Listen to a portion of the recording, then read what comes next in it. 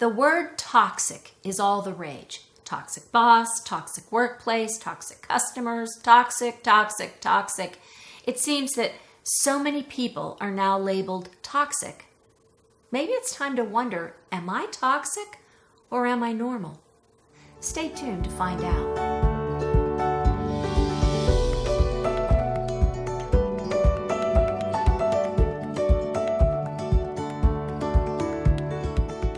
The website WebMD defines a toxic person as someone who's difficult and causes a lot of conflict. According to their website, toxic people create lots of stress, unpleasantness, emotional, and even physical pain. It seems like we've come to label anyone whose behavior upsets someone else as toxic. Hearing so much about toxic behavior has been convicting, and it's caused me to reflect about myself and my past. In particular, I'm thinking about the years in which I was a leader in the financial services industry. To get at the real truth, I'd have to pull all my customers, my staff, my peers, my bosses and coworkers, anybody that came in contact with me. But in the meantime, I've been thinking about some incidents that I'm not particularly proud of. I would call these not my finest moments. For example, the time I yelled at my team because they kept arguing about budget cuts, that was the time they talked about my nostrils flaring. Was I toxic or was I embarrassed? I knew my boss was going to hold the ground on expenses, and no matter what we said, we weren't going to get the money we want. My team expected me to fight for them, and, I felt more embarrassed than toxic because I knew I couldn't win. Then there was the time I was responsible for leading a major new business initiative. The CFO was against it. And so rather than confront him directly, I started bad-mouthing him to my team and my boss. No doubt about it, that was toxic behavior, driven by fear that I was going to fail.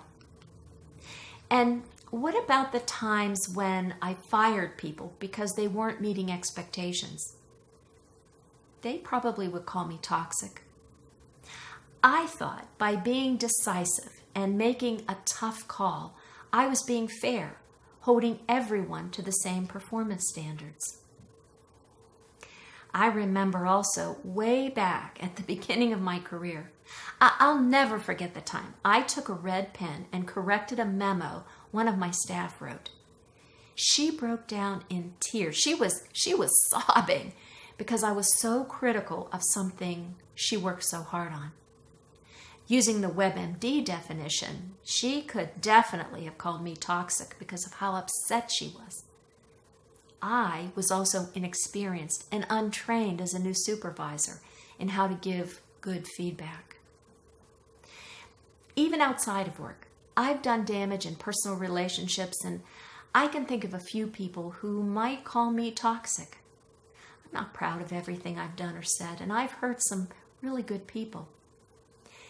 The thing is at the time, I didn't know I was toxic. I was hurting and ashamed from bad decisions I'd made and, some heartbreaks I'd experienced. It's been good for me to take this time to step back and examine my conscience and face up to my behavior that hurt people. I don't ever want to be seen or labeled as toxic. Do you?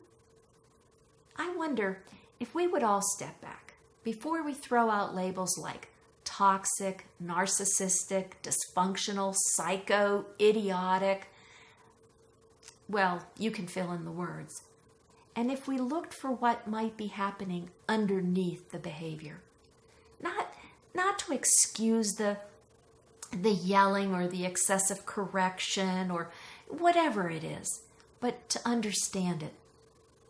And if we looked deeper, would we find another human being, just like you, just like me, who might be feeling embarrassed, afraid, responsible, inexperienced, untrained, ashamed, heartbroken?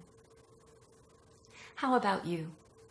Are you toxic or are you human? just like me. I'm your mentor, Jane. Thank you for watching.